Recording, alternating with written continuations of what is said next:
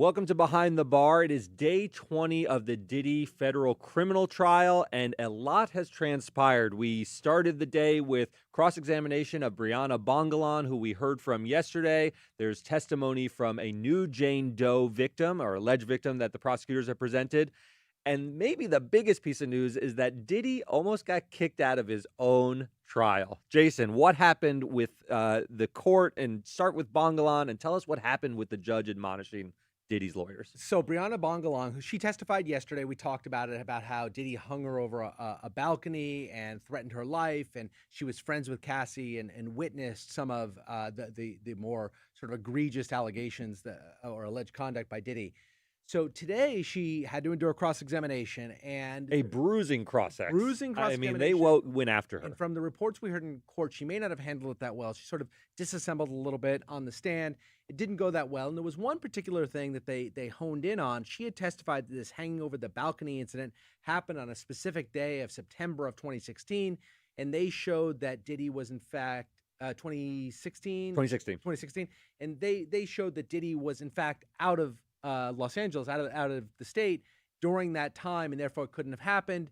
On redirect, as it turned out, that she sort of tried to clarify that it happened a long time ago. She thought those were the dates, but nevertheless, the event happened. But during the cross-examination, Diddy, and it's hard. Diddy's been sitting there for a few weeks now, hearing witness after witness saying the most horrific things about him, and he sort of sat stoically throughout.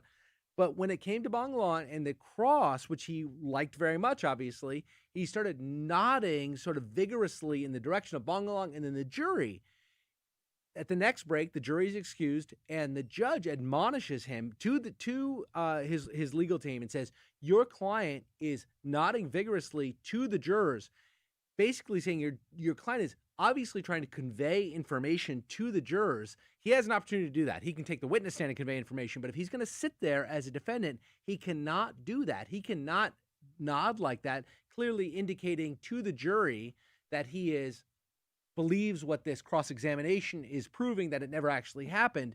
Judge said, "Not in my courtroom. If he does it again, he's going to be out of here," which is a huge deal. It is a huge deal. Most of the time in a trial, you're trying to protect his right to a fair trial. So most of the things are what can be said in front of the jury.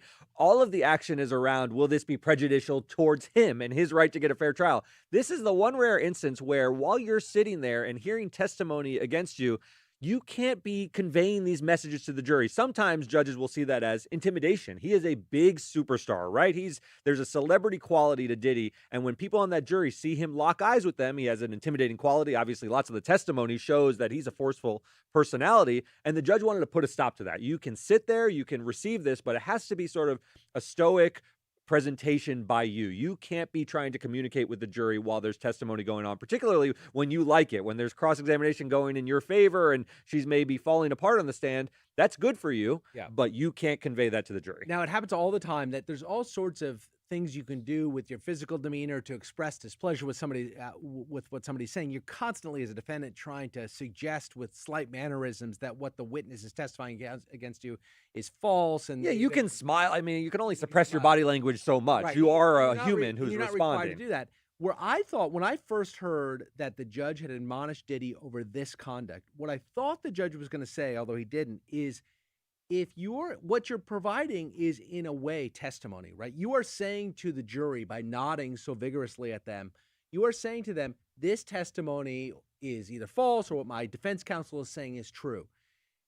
Judges will sometimes say, if he continues to do that, he's going to waive his right against self-incrimination, right? Because if you volunteer to testify on your own behalf, you then have to testify to everything, and you then have to subject yourself to cross-examination. And you have to be under oath on that witness stand. So if you're going to provide, in what a way could be deemed testimony to the jury that you believe or disbelieve this witness, well, you got to get up there and be cross-examined on that. I think you're exactly right, because you can't start to testify from counsel's table. Right. And that is what the judge is protecting against. He's saying, if you're going to continue doing this and conveying information, by all means, come on up here and sit there. We'll put your hand on a Bible and you can swear an oath. And then you can take on Bongalan. You can say everything she's saying is false, whatever you want. But you got to be subjected to cross at that point. Subjected to cross. And so the judge didn't go that far. The judge threatened to have Diddy kicked out of the courtroom. But fired a warning shot. And they should hear that. Did indeed. And because if you take a client out of the courtroom, if you take him away from counsel table, it sends a really horrible message to the jury, I think. I think at that point, the jury doesn't have a human face that they're confronted with, right? They're hearing this horrific testimony, and then they're looking at Diddy, who I'm sure is calmly composed, dressed well in court, and they're trying to figure out what exactly is happening. Without that other person to look You have an at, empty chair? all Oh. they have is a bunch of like hired guns over there, your legal team, just try to suggest that you're in some way innocent, and that's not as effective. I think you're right. It would be an absolute disaster if he were kicked out of this courtroom and you hear this testimony without at least the ability to see a guy who's well dressed and sort of have that contrast present for the jury. But I think the judge is doing a great job. I do- Overall, I do he is too. handling a case that is extraordinarily complicated. Lots of detailed sexual sort of things that are tough for juries to hear. He's got anonymous witnesses pleading or testifying under pseudonyms. He's got a huge celebrity sitting next to him. He's got media coverage, us covering him every day and every move. And I think he's handling it And expertly one other so thing far. he has is enormous legal teams of the most skilled lawyers in the entire country sitting on both benches, right? Sitting on the plaintiff's bench and sitting on the defense benches. And they're looking for prosecution bench. appealable issues. And they're looking for appealable issues. They're very good with their objections, no wasted motions, no wasted movements. And that is very challenging. Yeah, obviously, this judge is insanely intelligent. If he wasn't, he could easily be overwhelmed by the quality of these lawyers. I think that's exactly right. I want to move on to the other big testimony of the day. This is a woman who is testifying under the name Jane. She's also testifying under a pseudonym, much like Mia did. You remember the former assistant who says she was raped by Diddy? Is victim number 4. Yes, the numbers get a little bit cloudy. This one is victim 2. They're listed. There's as one who is victim- actual MIA, who is missing in action. That's one That's who not may Mia. not show up, but that's not actually Mia, Yeah. who is, yeah. But these are people that in the criminal complaint were listed as victims of Diddy. So these are the trying to prove each of the elements of the crimes that Diddy's alleged to have committed. This is somebody who you need to establish all the elements that she was in fact crimes were done upon her. Right. And this is going to go to the sex trafficking Yes. victimhood. This is not really the RICO case anymore because this is the woman who says she was the girlfriend basically in the post-Cassie era. Remember, he breaks up with Cassie in 2018. And this woman says she was basically with Diddy in a romantic relationship of some sort between 2021 and his arrest in 2024. You're being kind. They were in a sexual relationship. They were in a sexual relationship. Yeah. And the way she describes it is it was drug fueled. He was sort of love bombing her in the beginning. They would have lots of fun and sexually adventurous things. For a time, she was getting paid in some way. It's not clear that it's a straight one-to-one transaction for sex, but he was paying her up to $10,000 in wire transfers for these amazing weekends. Some of the pretense he would, according to her testimony, was that she is a social media influencer and was being taken away from the vocation that she has to earn money. Reimbursing her for her time. Basically. Reimbursing her for her time was sort of the idea of giving her money. They had lots of sexual adventures, lots of ketamine and drugs and so forth. She's testifying about all of it, all sounding very consensual. She was into Diddy. She said she was falling in love with him. She was head over heels. This is the direct testimony that is the good part of their relationship. She did say, though, before the end of the day on direct, that at some point she didn't want to do freak-offs anymore. She didn't like the involvement of the other men. Something didn't feel right anymore. And she said she expressed this to him several times. In writing and orally. Yes, I guess the in writing was I emails think or text You're messages. going to see tomorrow those presented as exhibits that That's don't right. want to stop doing this. That's right. And she says what was told to her by Diddy was, well, if we stop this, I can't keep paying your rent. She was at that point somewhat dependent on him for these wire transfers. And she says that made her feel obligated to continue on the course of these freak-offs. So it's really important what you said about theoretically paying for her time. She's like, I'm still willing to give you my time. But what I don't want to do are the freak-offs anymore. And the freak-offs that she describes are exactly what Cassie described, bringing another man in, sort of an escort to have sex with her while Diddy watched. And so she's saying that I was still willing to give him my time. So what I was taking away was the sex. But he's saying, if you're taking away the sex, I'm taking away the money. And so specifically the sex that she didn't want to do. That's It right. wasn't that she was Yes. taking away the relationship. She didn't want to do these freak-offs with other men involved and so forth. These were, they would watch. falling in love with him. She was falling in love Yeah, with him. yeah, yeah. Yes. So far, I will say this direct testimony, it's getting to the point of setting up this sort of force or coercion that she felt she endured. But to this point, it doesn't sound anything like what Cassie endured. Cassie's was much more violent. There were allegations of sexual videos being shown to her and saying, I'm going to release these unless you do a freak off. That's the sort of classic kind of violent force that I think the jury is sort of looking for, and I'm not sure we've gotten there with this witness yet. Now, to be sure, Comey, the prosecutor, said, I've still got more direct testimony. So tomorrow, stay tuned. I think it will get much more lurid. It'll get darker. It'll be later in the relationship when she really wanted out. But to your point, as what we've seen so far, there's no real crime. I mean, you have some prostitution claims, but again, that's low hanging fruit, Right. and nobody's really challenging that he was engaged in paying women for sex and men for sex. But we haven't seen the coercion quite yet. We've seen the withholding of money, but there's lots of explanations for that. What we're going to get to tomorrow, I think you're right, is this more, do continue to do this, you're going to suffer at my hand, maybe some physical abuse, things like that. That's what we're expecting to hear. Yeah, you got to remember, this is a sophisticated jury. These are a bunch of New Yorkers. What she has testified to today sounds like the terms of a lot of relationships. I don't want to get too graphic. I certainly have never had a relationship where I was paying $10,000 a month for rent, but these relationships exist. They certainly exist in Los Angeles of this type. I think tomorrow we're going to see things take a dark turn. So I'm curious to see how prosecutors sort of, tie this up in a way that's convincing to the jury. Let's go to some questions. Stellar Real says, when will the defense get their time of day? Why does it seem like the prosecution is manhandling this? So this is the way cases go, right? The Criminal case. trials go. Prosecution puts on their case. There's a lot of witnesses here. So it's going to go on. We're in our 4th week. I believe they're anticipating it'll go 6 weeks total. The prosecution will then, once they've called their last witness, they will then rest. The defense then calls its witnesses. We don't know how many witnesses they're going to have. Diddy is possibly going to take the stand. We doubt it. I think that would be foolish, but nevertheless, it's possible. But they'll be able to call all of their fact and expert witnesses to testify to what they've seen, what they've heard in the case of the experts, what their experience tells them about this case.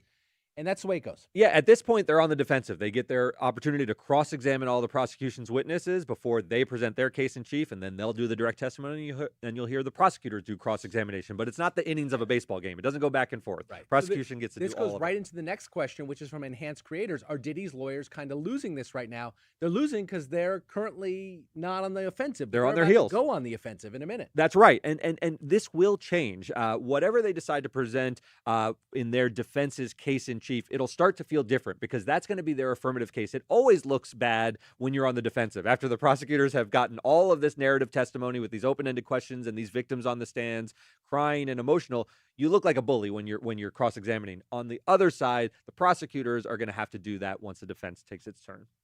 Let's get to a comment. Antoinette said, staring at jurors always upset the judges because you are not supposed to do that. That's exactly right. Staring them down is intimidating. Building off Antoinette's comment, my question, how do you think the jury reacts to Diddy sort of, wagging his head at them? What do you think that does if you're a juror sitting in there?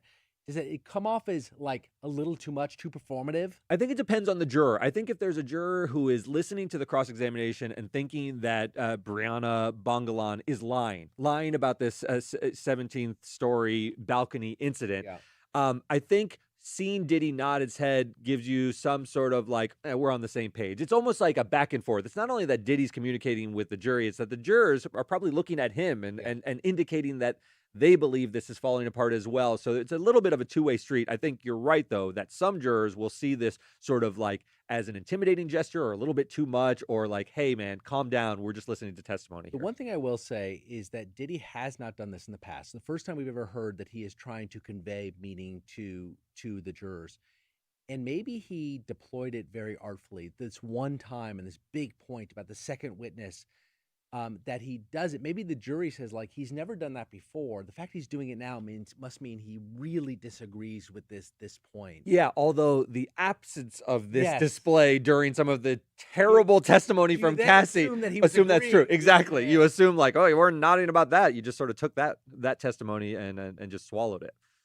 Let's get one more comment before we go. Tammy Wright says, do we have any info on who the defense is calling as witnesses? I am very, very curious about this. One approach would be, obviously, if Diddy decides he wants to testify, I think his lawyers will beg him not to. Yeah. But narcissists sometimes do it despite their lawyers. And it's his call. Yeah. It's his call. Even if his lawyers advise him, he is allowed to get on that stand. I highly doubt he is going to take the stand. I think he'll listen to his lawyers on this one. That cross-examination? Unbelievable. He would be absolutely decimated on the Yes. stand. It just wouldn't go well. I know that for a fact.